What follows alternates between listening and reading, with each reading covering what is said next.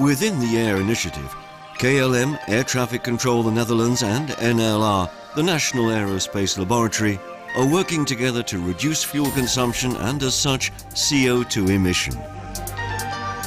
The project team had a plan to fly more continuous descent approaches inbound to Schiphol.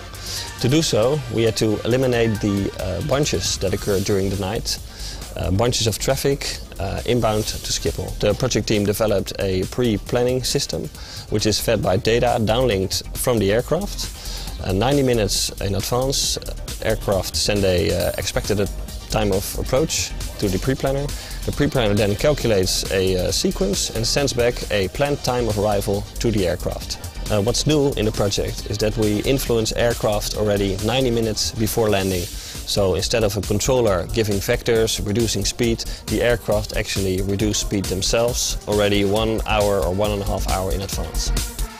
As a pilot, I have to cope with the advice. You get a report from your ACARS to adapt your estimated time of arrival for Amsterdam.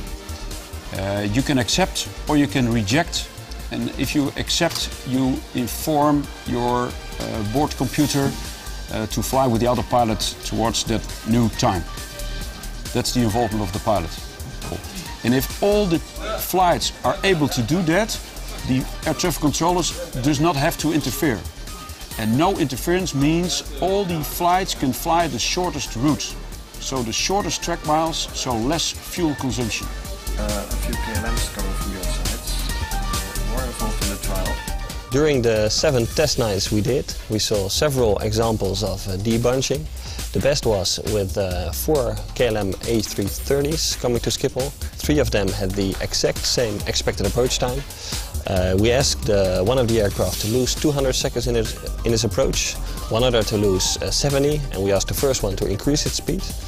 And by adjusting their speed 90 minutes before landing, they formed a sequence themselves, and they were able to fly a continuous descent approach inbound to Schiphol.